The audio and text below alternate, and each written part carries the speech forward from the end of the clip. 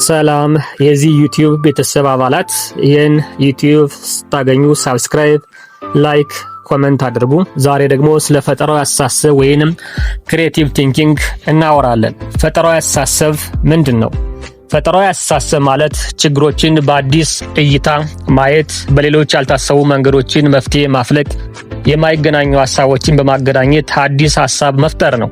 ፈጠራ ማለት አዲስ ነገር መፍጠር ብቻ አይደለም፣ ያለውን ነገር በተሻለ በቀላል በውጤታማና ጠቃሚ መንገድ ማሻሻልም ነው። ፈጠራዊ አስተሳሰብ ጽንሰ ሐሳቦችን በአዲስ መንገድ የማየት፣ ተያያዥነት በሌላቸው ሐሳቦች መካከል ትኩስ ግንኙነቶችን የመፍጠርና ለችግሮች አዳዲስ መፍትሄዎችን የማፍለቅ ችሎታ ነው። ፈጠራዊ አስተሳሰብ በአንድ ወገን ሳይንሳዊ ነው፣ የተደራጁ ዘዴዎችን፣ ቴክኒኮችንና ተደጋጋሚ ልምምዶችን ስለሚፈልግ።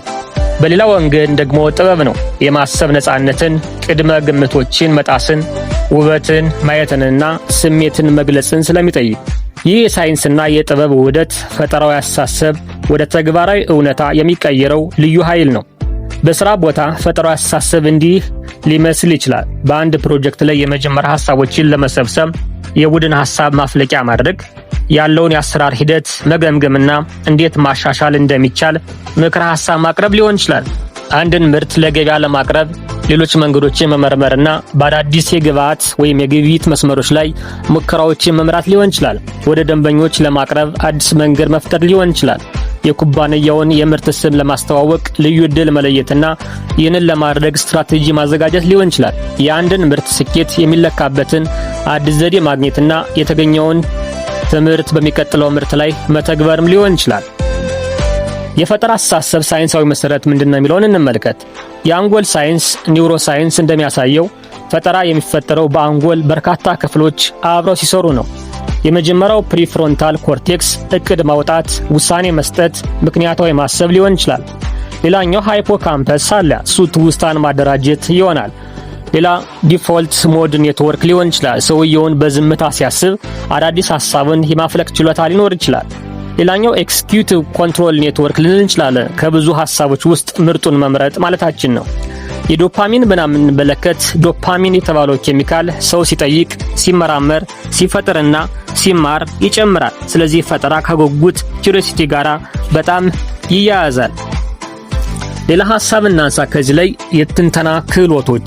የትንተና ክህሎት ምክንያታዊ መፍትሄዎችን ለማዘጋጀት በመረጃዎችና በማስረጃዎች ውስጥ ማጣራት የሚረዱ የችግር መፍቻ ችሎታዎች ናቸው። እነዚህ ክህሎቶች ሐሳብን ማፍለቅ በሚጀምሩበት የመጀመሪያ ሂደት ውስጥ ያግዛሉ። የመረጃ ትንተና ሊያካትት ይችላል።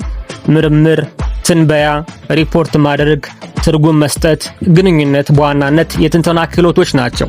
ስለዚህ የትንተና ክህሎት ከፍ ለማለት የጥራት እንዲሁም ደግሞ የፈጠራ ችሎታ በዛው ልክ ከፍ እንዲል ያደርጋል ማለት ነው።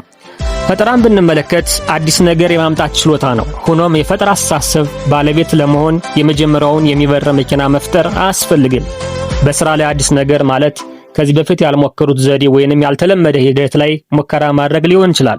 በስራ ቦታ ያሉ ፈጣሪዎች ምንም እንኳን ሊከሽፍ ቢችልም ከባህላዊ መንገድ ወጥተው ኦሪጂናል የሆነ ነገር ለመቃኘት አይፈሩም። አደጋ መውሰድ፣ ሐሳብ ማፍለቅ፣ ምናባዊ ትችታዊ አስተሳሰብ፣ ምኞት፣ ጽናት ወዘተ የፈጠራ ያላቸው ሰዎች መገለጫቸው ነው።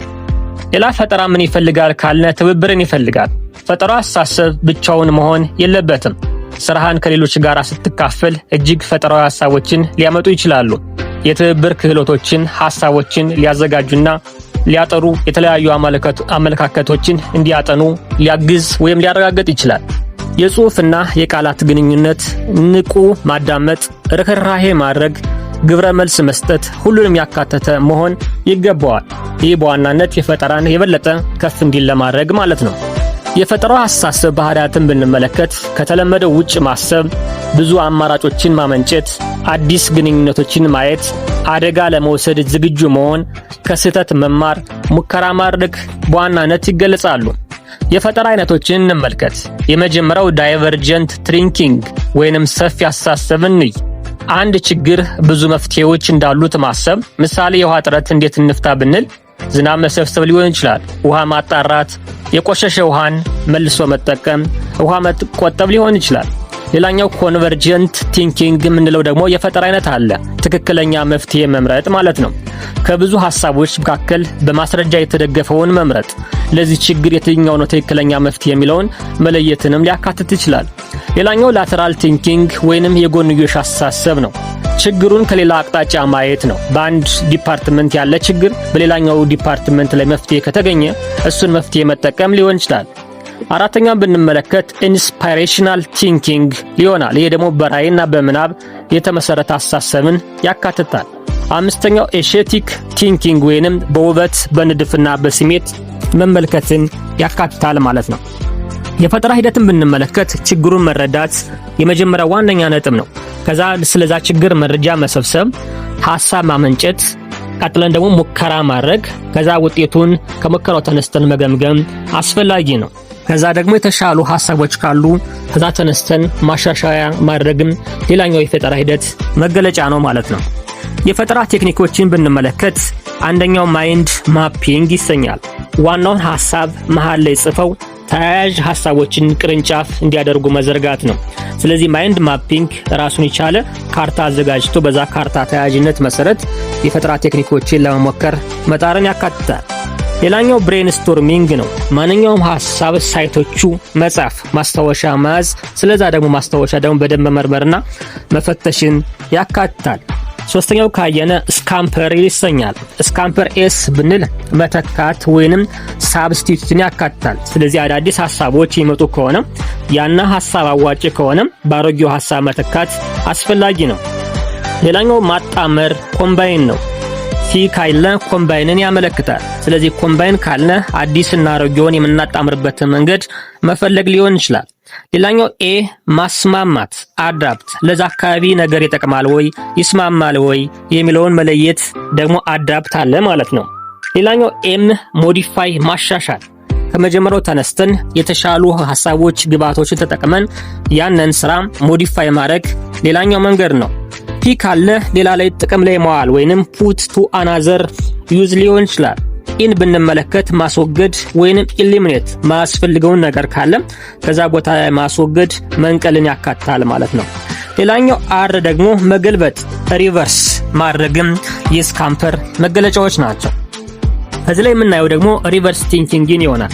ችግሩን እንዴት አባባሰው ብለህ ማሰብ፣ ከዚያም ደግሞ ተቃራኒ መፍትሄ መፈለግ፣ ለዛ ችግር ራሱ ሲሚላር የሆነ መፍትሄ ከመፈለግ ተቃራኒ አስተሳሰብ መፈለግ አስፈላጊ ነው ማለት ነው። ከዚህ ላይ ሌላ የምንመለከተው ነገር ምንድነው? ሲክስ ቲንኪንግ ሃትስ የሚባል የፈጠራ ቴክኒክ አለ። ይሄ በኤድዋርድ ዲቦኖ የተዘጋጀ የፈጠራና የውሳኔ አሰጣጥ ዘዴ ነው። ዓላማው አንድን ጉዳይ ከአንድ እይታ ብቻ ሳይሆን ከስድስት የተለያዩ አእምሮአዊ እይታዎች በመመልከት የተሟላ ውሳኔ መስጠት ነው። ስለዚህ በስድስት ኮፍያ ወይንም ቆብ ቀለሞች ይወከላል። የመጀመሪያው ነጭ ኮፍያ ወይንም ዋይት ሃትን ይወክላል። እውነታና መረጃ። ይህ ኮፍያ በእውነታ በማስረጃና በውሂ ወይም ዳታ ላይ ያተኩራል። የሚጠየቁ ጥያቄዎች ከዚህ ላይ አሉ። ምን ማስረጃ አለን? ምን መረጃ ይጎለናል? ምን ማስረጃ አለ? ምን መረጃ አለ? የሚሉ ጥያቄዎች መጀመሪያ ተጠይቀው እዚህ ላይ መጠየቅ መቻል አለባቸው ማለት ነው። ስለዚህ አዲስ የምግብ ምርት እናውጣ ብለን ብንወስን በመጀመሪያ የገበያ ጥናት፣ የደንበኛ ፍላጎትና የዋጋ መረጃዎችን እንሰበስባለን። ሁለተኛው ቀይ ኮፍያ ወይንም ሬድ ሃት ይሰኛል። ስሜታዊ ምላሽ ማለት ነው። ይህ ኮፍያ በስሜት በውስጣዊ ስሜት ኢንቱዊሽን እና በግላዊ ስሜት ምላሽ ላይ ያተኩራል። ከዚህም ላይ ጋር የተገናኙ ጥያቄዎች አሉ። ስለዚህ ጉዳይ ምን ይሰማኛል፣ ምን ያሳስበኛል ማለት መቻል አለብን። ይህ ፕሮጀክት የተሳካ ይመስለኛል፣ ግን ትንሽ ፍርሃት አለኝ አይነት ገለጻ መኖር አለበት ማለት ነው። ሶስተኛው ጥቁር ኮፍያ ወይንም ብላክ ሃት ይሰኛል። ጥንቃቄና አደጋ። ይህ ኮፍያ ሊፈጠሩ የሚችሉ አደጋዎችንና ችግሮችን ይመለከታል። የሚጠየቁ ጥያቄዎች ስህተቱ ምንድነው? አደጋው ምንድነው? ይህን ምርት ካወጣን የምርት ወጪ ሊጨምር ይችላል። አራተኛው ቢጫ ኮፍያ የሎው ሃት አዎንታዊ እይታ ብንወስድ ይህ ኮፍያ ጥቅሞችንና እድሎችን ያያል። የሚጠየቁ ጥያቄዎች ጥቅሙ ምንድነው? ምን እድል አለው?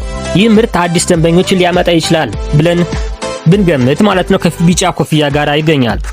አምስተኛው አረንጓዴ ኮፍያ ወይንም ግሪን ሃት ፈጠራንና አዳዲስ ሐሳቦችን ያካትታል። ይህ ኮፍያ አዲስ ሐሳቦችንና ፈጠራንና አማራጭ መፍትሄዎችን ያመነጫል። የሚጠየቁ ጥያቄዎች አሉ ከዚህ ጋር የተገናኙ። እነሱ ሌላ መንገድ አለ ወይ? አዲስ ሐሳብ ምንድነው ብለን መጠየቅ መቻል አለብን። ይህን ምርት በአዲስ ማሻሻያ ወይንም ማሻጊያ ወይንም በዲጂታል ገበያ ማቅረብ እንችላለን ብንል ይሄን ለዚህ ምሳሌ መውሰድ እንችላለን። ሰማያዊ ኮፍያ 6ኛው ብሉ ሃት አስተዳደርና ውሳኔ። ይህ ኮፍያ አጠቃላይ ሂደቱን ይቆጣጠራል፣ ያጠቃልላል እና የመጨረሻ ውሳኔን ያደርሳል ማለት ነው። የሚጠየቁ ጥያቄዎች አሉ። ቀጣይ እርምጃዎች ምንድናቸው? ከተሰበሰበው መረጃ ምን እንወስናለን? ይህ ዘዴ የአንጎልን የማሰብ ተለዋዋጭነት ወይም ኮግኒቲቭ ፍሌክሲቢሊቲ እንዲጨምር ይረዳል ማለት ነው። ሰው በአንድ አይነት አስተሳሰብ ላይ ብቻ ከመጣበቅ ይልቅ ስሜትን፣ ማስረጃን፣ አደጋን፣ ጥቅምንና ፈጠራን በአንድነት እንዲያስብ ያደርገዋል። ይህም የውሳኔ ጥራትን ያሻሽላል፣ የአእምሮ አደጋዎችን ኮግኒቲቭ ቢያዝስ ይቀንሳል እና በቡድን ውስጥ የተሻለ መተግበርን ያበረታታል። ከነዚህ ኮፍያዎች ተነስተን ዳሽ ፋብሪካን የምርት ሂደት ቀንሷል እንበል። ነጭ ኮፍያ የላብራቶሪ ውጤቶችን፣ የእርጥበት መጠንንና የምርት መረጃዎችን እንሰበስባለን። ቀይ ኮፍያ የቡድኑ አባላት ስለ ሁኔታው ያላቸውን ስሜት ይገልጻሉ። ጥቁር ኮፍያ ችግሩ ካልተፈታ የደንበኛ እምነት ሊቀንስ ይችላል የሚል መገለጫ እናስቀምጣለን። ቢጫ ኮፍያ ችግሩ መፈታት የምርት ጥራትንና የገበያ ተወዳዳሪነትን ያሻሽላል የሚል ገለጻ እናስቀምጣለን። አረንጓዴ ኮፍያ አዲስ የቁጥጥር ዘዴ ወይንም AI የተመሰረተ የጥራት ክትትልና ስርዓት እንጠቀማለን ብለን ሐሳብ እናቀርባለን። ሰማያዊ ኮፍያ እቅድ እናወጣለን፣ ኃላፊነቶችን እንከፋፈላለን፣ የክትትል ጊዜ እንወስናለን ማለት ነው። ፈጠራ እንዴት እናሳድጋለን? ብዙ መጽሐፍትን ብናነብ፣ አዳዲስ ሰዎችን ብናገኝ፣ ጉዞ ብናደርግ፣ ሙዚቃ ብናዳምጥ፣ ስዕል ለመሳል ብንሞክር፣ ጥያቄ ብንጠይቅ፣ ስተትን ሳንፈራ ብንሞክር፣ ማስታወሻ የየቀኑን ብንጽፍ፣ ሜዲቴሽን ወይም ጸሎት ብናደርግ፣ ተፈጥሮን ብንገነዘብ በዋናነት ፈጠራን ለማሳደግ እንጠቀምበታለን ማለት ነው። እውነተኛ ፈጠራ 3 ነገሮችን ያጣምራል። ዕውቀት ናውሌጅ፣ ፈጠራ ክሬቲቪቲ፣ እንዲሁም ጥበብ ዊዝደም ነው። ይህን ሐሳብ እናጠቃልለው። ፈጠራ ወይ አስተሳሰብ አንዳቸውን ከሌላው የማይነጣጠሉ የሳይንስና የጥበብ ውህደት ነው። እንደ ሳይንስ ልምምድ የሚፈልጉ ዘዴዎች አሉት። ማይንድ ማፒንግ፣ ስካምፐር፣ ዳይቨርጀንት እና ኮንቨርጀንት አስተሳሰብ። እንደ ጥበብ ደግሞ ውስጣዊ ማወቅን፣ ውበትን ማስተዋልን፣ ስሜትን መግለጽንና ድፍረትን ይጠይቃል። ይህን ሁለገብ ችሎታ ማዳበር በፍጥነት በሚለዋወጠው ዓለም ውስጥ ተወዳዳሪ ሆኖ ለመቀጠል ወሳኝ መሳሪያ ነው። በሳይንሳዊ ዘዴ ተለማምዶና በጥበባዊ ነፃነት ተቃኝቶ ፈጠራዊ አስተሳሰብ ማንኛውንም ሰው ሊያዳብረው በዕለት ተዕለት ሕይወቱ ሊጠቀምበት የሚችል ኃያል ችሎታ ነው እላለሁ። ሐሳቤን በዚህ መልኩ አጠቃልላለሁ። ስለዚህ ከቻላችሁ ላይክ፣ ሳብስክራይብ ለማድረግ ሞክሩ። አመሰግናለሁ።